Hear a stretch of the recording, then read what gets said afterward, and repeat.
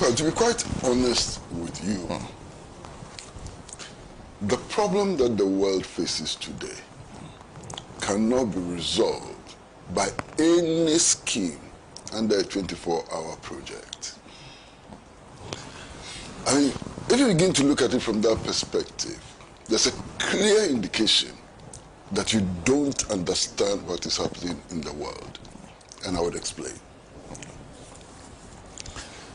You see, what is happening simply is that the United States of America is an empire in decline. That's what is happening. Simply put, the United States of America is a huge empire whose time has come. It's in decline and is struggling for survival. Look, it is, if you go into history, such developments have led to wars. It led to the First World War. It led to the Second World War. It actually became the impetus for the transatlantic slave trade and became the impetus for colonialism. And then it became the condition which led to the craving for a new form of colonialism, which Nkrumah described as neocolonialism. That is what is happening. Okay? Now, if you take the United States of America today, it is perhaps the most indebted nation in the world.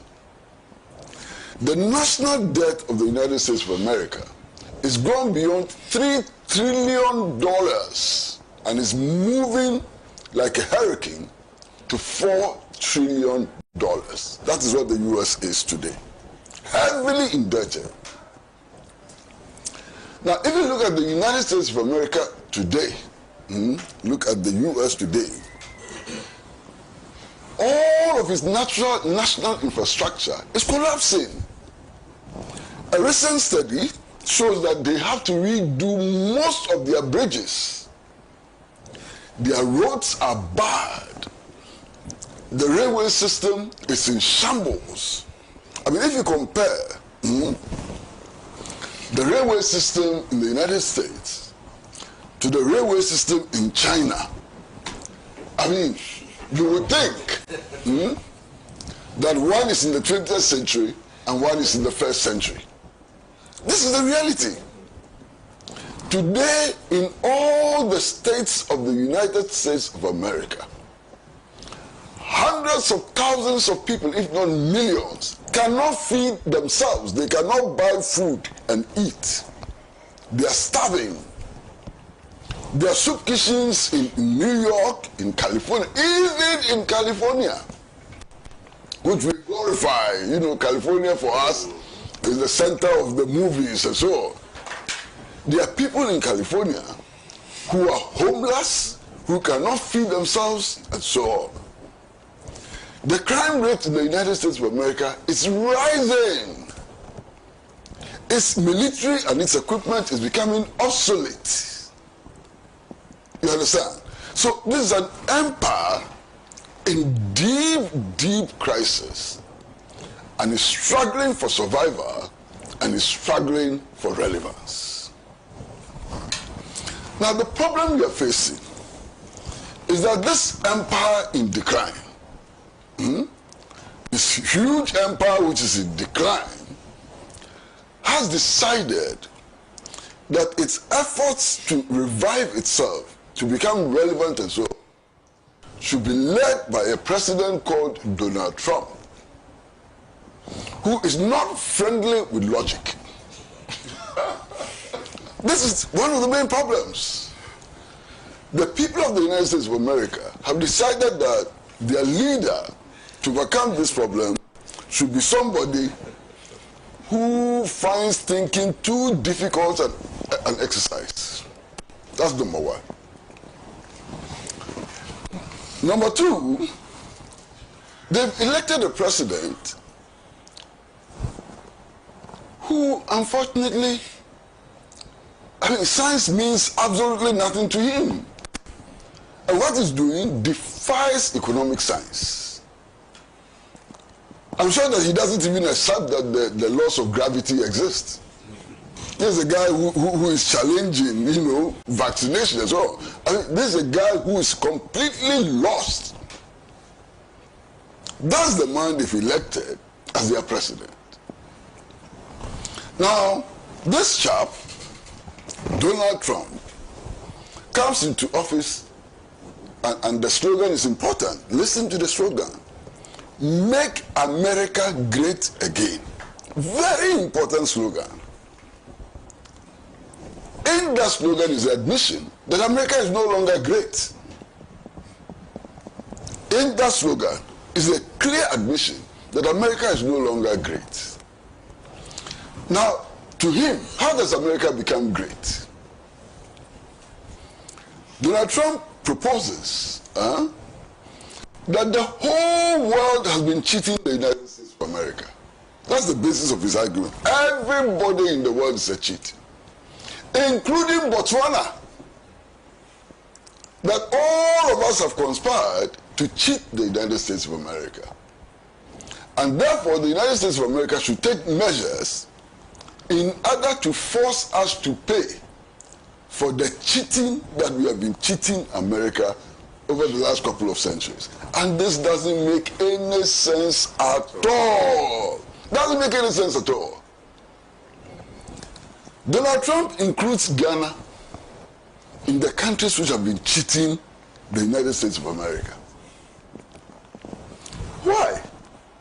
If history doesn't teach us anything at all, it teaches us about the transatlantic slave trade, about how our forebears were captured as beasts of burden to work for hundreds of years without pay, leading to the accumulation which makes capitalism possible in the United States of America. Donald Trump doesn't see that. He doesn't see that at all.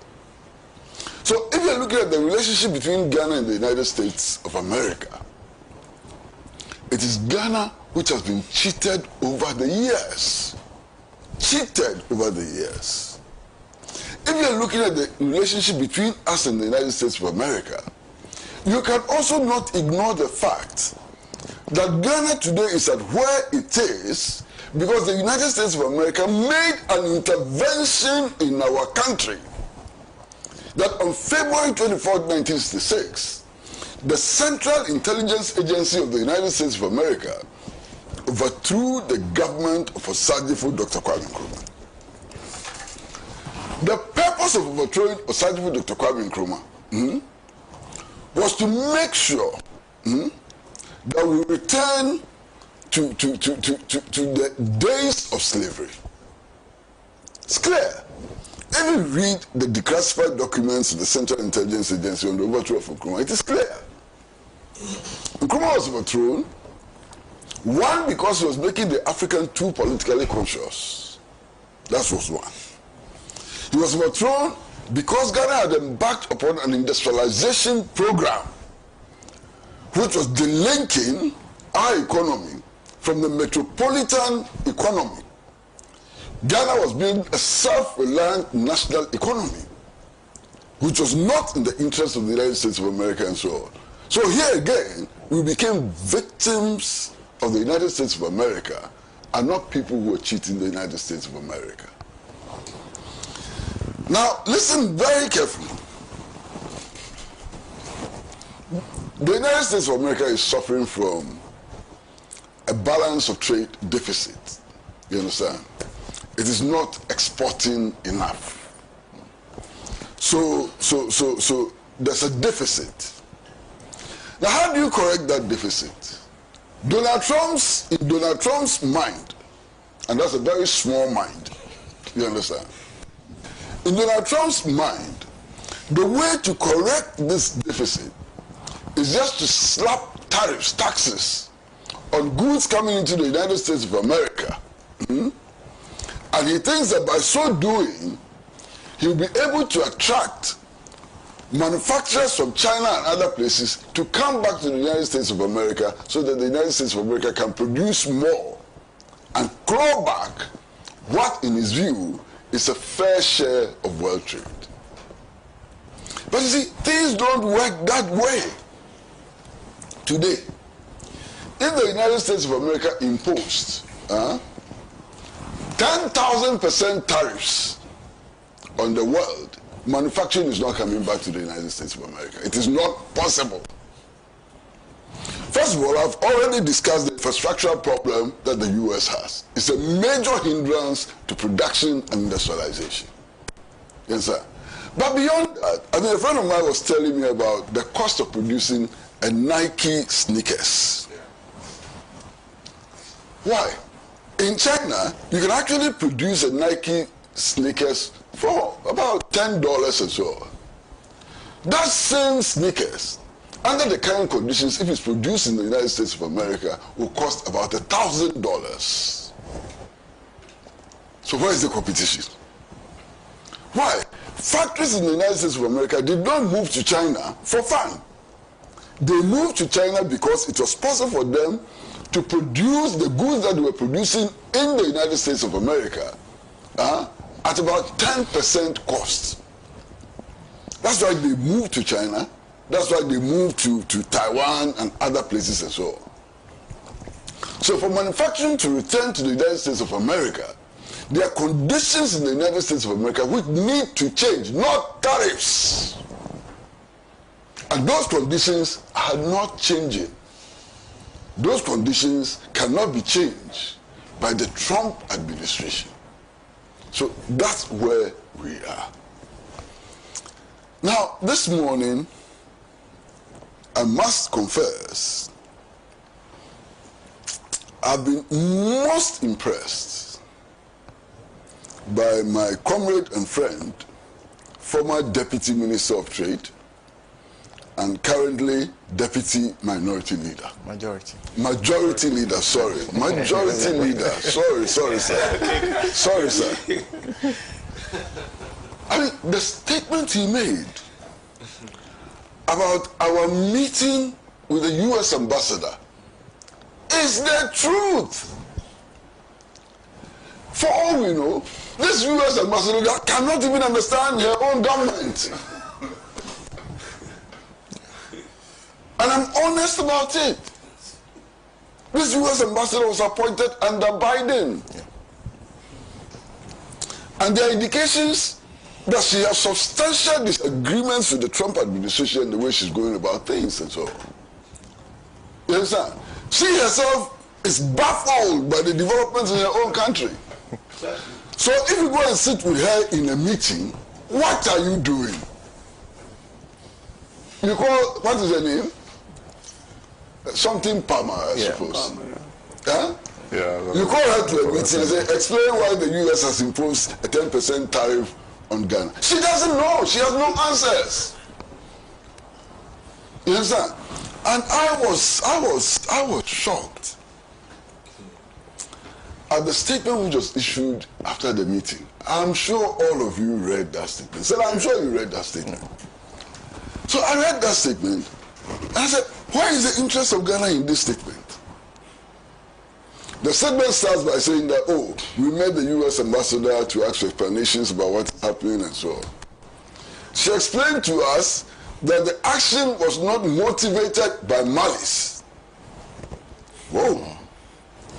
And she also explained to us that the action would not affect oil and gas. So, well, it may have implications for agua, but we need more clarification and so on. End of statement.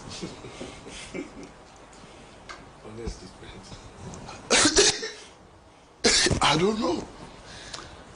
And because of my criticism of this statement, my brother, for about 5 days, none of my friends in the Ministry of Foreign Affairs will answer my call.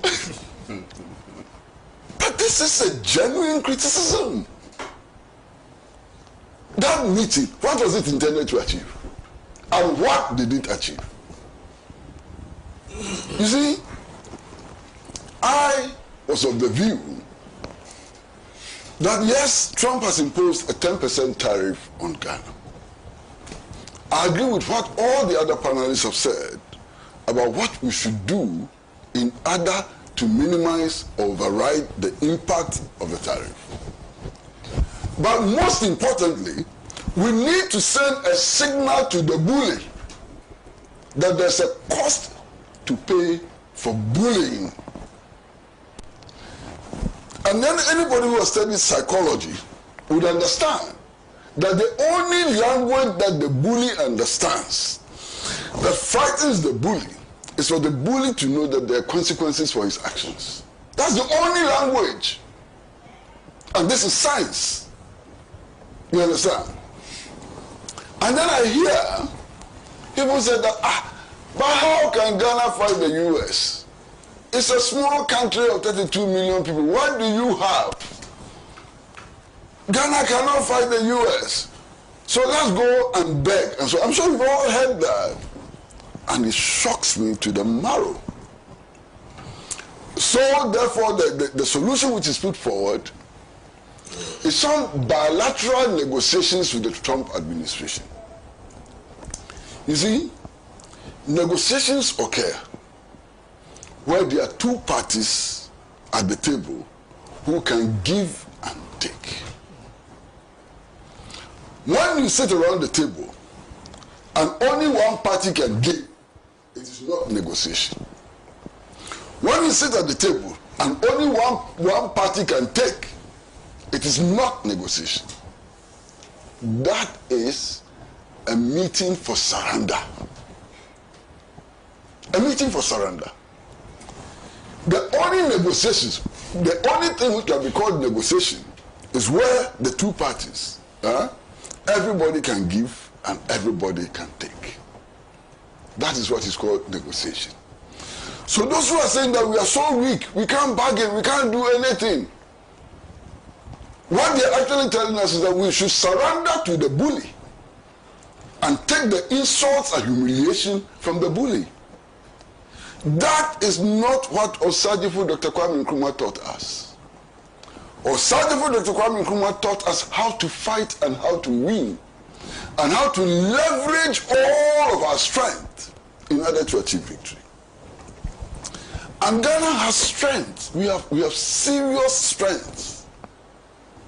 One, as we sit here, Ghana is hosting the forward operating base of the Africa Command of the US Army. I mean, only last week, a friend of mine in Nigeria, who is a lawyer and so on, did an analysis of this military base. And I was so ashamed reading it. He says it's capitulation, it's surrender, it's going back to slavery and so on. And he's right. You have signed an agreement with the United States of America which says that when US soldiers come to Ghana and they destroy Ghanaian property, you will not go to court. You cannot prosecute them. You will not go to court. You cannot even go to court with a civil suit to claim compensation. That's the agreement we have signed with them. You have signed an agreement with them which says that radio gold, if you want to use our frequencies, you pay for it. If the United States of America wants to use our frequencies, they don't pay for it. It's free. That's the agreement we have signed with them. We have signed an agreement with the United States of America which makes a U.S. soldier, a private soldier in the U.S. Army, more privileged than the U.S. ambassador. Because the private soldier in the U.S. Army, when he's coming into this country, does not need a visa. All he needs is his ID card. He does not even need a passport. When the U.S. ambassador is coming into Ghana, she needs a passport, she needs a visa. In fact, even before she comes as ambassador, they need to send an agreement which has to be approved by the government of Ghana. That's the agreement we have signed. We have signed an agreement with the United States of America, who says that when U.S. soldiers are coming into Ghana, they don't have to go through customs examination. No customs examination, nothing. They walk into Ghana as if they are walking into their bedrooms. You have signed an agreement with the United States of America which says that when they are bringing things into our country and it is taxed military, they don't pay taxes. Not just that they are not subject to customs examination, they don't even pay taxes at all, and so on. And who says that an forward operating base is for the production of sugar or tinapa? Who says that? A forward operating base for any military is a killing factory. It's a factory for killing. You understand? Now, why is Ghana a forward operating base? Clearly, the U.S. has intentions in our sub-region, that is West Africa, has intentions for the whole of Africa, and has intentions for the world, and we are a key part of the realization of that intention. Now, it is important not just to look at this forward operating base in isolation. You see, when Bush won elections and became president of the United States of America in 2001, Bush set up what became known as the Cheney Committee. And the Cheney Committee produced the Cheney Report. Dick Cheney was the Secretary of State at the time, and they produced the Cheney Report. Now, you go to the net. I mean, these days it's very easy. Go to the net. The Cheney Report is available on the net. The Cheney Report said very clearly, very, very clearly, that the U.S. has expanding interest in West Africa. And that all supply from West Asia and so on was no longer, reliable because of the belligerence of countries like Iran and so on, okay? And that West Africa's production of energy, oil, gas mainly, was expanding. So the U.S. should shift its attention to West Africa if it has to solve its energy needs. And that the U.S., if need be, ought to use military force in order to guarantee its interest in West Africa. Read the Cheney Report. So if you are sitting down in Ghana as president or member of parliament or whatever, and they bring this defense agreement to you in parliament and you approve it, you are a traitor to the interest of Ghana. And that is why we resisted firmly this defense pact which was approved by the Akufo-Addo regime. We resisted it because of its implications for Ghana and its implications for Africa and the world. But you see, this is a strength that we have. This is a strength which goes beyond tariff. It's a strategic interest of the U.S. So it's a bargaining chip. They want to impose 10% tariffs on us, fine, but remove your military base. That's strength. That's power. No problem. 10%, take it to 50. But remove your military base and let's see how the U.S. will react. Not just that. I mean, last year, somewhere between November and December, NATO made a request to 3 governments in West Africa. One, the government of Ghana, the government of Benin, and the government of La Côte d'Ivoire, for space to establish drone bases. Is that not strength? Tell me that that is not strength. They want to establish their drone bases here. The U.S. had its largest drone base in the world in Niger.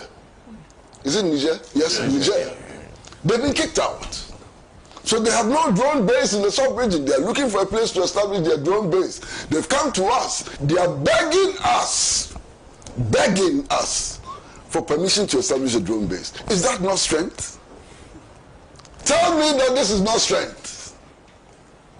Now, not just that. I mean, as for our strength, Ghana History tells us that Ghana was the torchbearer of the national liberation struggle in Africa. There's no country in Africa that you go to where Ghana is not respected because of the role it played in the liberation of that country. In fact, the largest statue of Kwame Nkrumah is not in Ghana. It's in Mali, it's in Bamako. There's nowhere that you go where their most prominent streets and so on are not named after Kwame Nkrumah. That is strength. That is strength. You understand? I was in Nairobi. Their most prominent street is named after Kwame Nkrumah. That is what is called in diplomacy soft power. But soft power sometimes is even more important than hardcore power. And we have the soft power. Okay? So Ghana's voice is huge. Ghana is able to punch above its weight. That is power. That is strength, which we can use, and so on. But importantly, we are a member of the African Union, a union of about 56 states, and so on. We have leverage there. That is strength. Beyond that, we are a member of the non-aligned movement. That is strength. We belong to many other institutions and organizations, even the UN. That is why we have a permanent mission in the UN. That is strength. That mission in the UN, if it's acting properly, organizing properly, that is strength. Imagine that in the UN General Assembly, over the last 10 years or so, Cuba has dominated. Cuba. And you know what Cuba is? An island state of 11 million people with no resources. In fact, Cuba for a large part was dependent on sugarcane. But look at the weight it has in the UN General Assembly. Anytime this question of blockade is put, you have sometimes 2 dissensions and 1 vote against. The whole world is with Cuba. That's strength, that's power. But we sit here and then, before we enter into a negotiation, we say, oh, we are too weak, we can't fight. Let them do what they want, let's go and beg, and so on. And then we invite the US ambassador, who herself knows nothing about what is happening in her country, to come and explain. Explain what? So, look, we've got, first and foremost, to realize that this is a changing world. One of the things which has compelled Donald Trump to very, very quickly backtrack is the realization by the rest of the world that the dollar can no longer continue to be the currency of preference for international trade. And since this tariff war started, that realization is catching up with everybody. So the US is in a state of panic. If the dollar no longer serves as a currency of preference for international trade, the collapse of the US empire fantastic. It will hasten. So they're quickly putting on the brakes. Because something is happening. Within the last 3 days, the US dollar has fallen, has dived. The dollar is collapsing. But you see, in all of this, I think there's something which we should not ignore. And it is not being ignored in the United States itself. Just the possibility that big business and billionaires are manipulating the world in order to benefit is also there. Before Donald Trump announced his tariff increases on what he called Liberation Day, he actually went on air and made a statement, a very profound statement, that this is the time to sell. What does that mean? What signal was that? So it is possible that out of all this confusion that the whole world is reeling under, some people have made billions of dollars from speculation. Now, who are those people who have made the billions out of speculation? Are they people who are related to Donald Trump? Are they close to Donald Trump? And if they're close to Donald Trump, does that amount to corruption?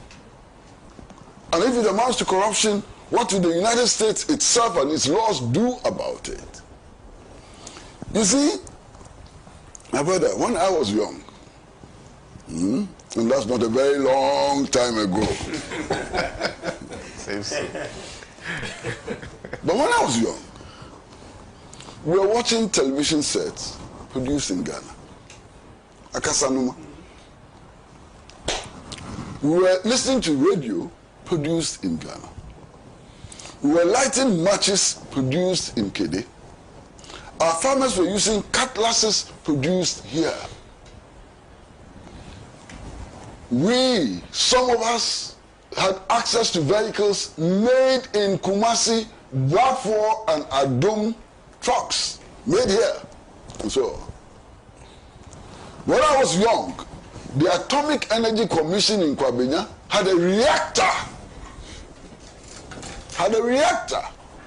We were thinking about nuclear energy to power our plants and so on. When I was young, we were dreaming big. The Afenia Youth Leadership Training Institute was a gliding school and so on. You understand? When I was young, we were building the best roads in the world. Indeed, Ghana built its first motorway before the United States of America. You understand? When I was young, you drive on the motorway and for every kilometer there was a telephone booth, just in case there was an accident and so on. Okay? When I was young, students in the universities were having 3-course meals with dessert. They were sleeping 1 or 2 persons in a cubicle, not the 12 persons in a cubicle today. When I was young, universal access to education was a policy. When I was young, adult literacy was a national policy. When I was young, we were fighting for the unification of Africa under the banner of socialism led by Osagyefo Dr. Kwame Nkrumah. When I was young, every African felt proud to be associated with Ghana. Today, look at where we are. I'm ashamed. The time has come for us to rise up again, to pick up the pieces, to build that country, that vibrant country that Osagyefo Dr. Kwame Nkrumah dreamt about. The time has come for us to lace our boots and develop a model country in Africa, whose sole objective is to unite with other sister and brotherly countries on the continent to build that continental union of 56 countries under the broad banner of socialism. It is possible to do, and we must do it. That is our only salvation. I read the 7-year development plan today and I feel like crying. And you should know. Under the 7-year development plan, quite apart from the major hydroelectric projects and so on, we also had what we call the mini hydro projects. Those mini hydro projects were meant to provide water for irrigation and so on, in addition to providing electricity for our communities and so on. Those mini hydro projects were meant to be built at places which will become industrial hubs and so on. What happened to that 7-year development plan? Today, you're talking about one district, one factory. As if it's a huge innovation. Go and read the 7-year development plan and see the vision and so on. I feel sad. You see, but the sadness I feel is not the kind of sadness which will lead us to inaction. It's the kind of sadness which will wake us up, which will make us angry, which will make us hungry for achieving something for Ghana and Africa. This, as everybody else says, is a wake-up call. And if you don't wake up now, you will sleep forever. It is time to industrialize. It is time to unite. And it is time to confront the slave master. And we will confront the slave master not from a position of weakness. Those who are saying that we are weak, we are weak, we are weak. Do they understand history? Listen to the history of Toussaint Louverture. Toussaint Louverture. Toussaint Louverture was a slave. He didn't go to school. He taught himself how to read and write. Toussaint Louverture liberated himself as a slave and formed a small band of armed men to liberate other slaves. Toussaint Louverture, his struggles led to the establishment of the modern state of Haiti. Haiti. It is the efforts of Toussaint Louverture which led to the creation of the state of Haiti. Haiti. It became the first black independent republic in the world. Toussaint Louverture defeated the army of Napoleon. What did he have? If he was counting his weakness as we are counting ours, what would have happened? He was a slave. He didn't have a stick. When he started, he didn't have a stick. But he had a brain. He thought, he mobilized, he organized, and created the first independent black republic of Haiti. I'm reminded of the history of a woman, Field Marshal Matumbe of Kenya. I'm sure you know about Field Marshal Matumbe of Kenya, who was a general in the Mau Mau army. What did she have? They defeated British colonialism. What is this cowardice? We are weak. Weak how?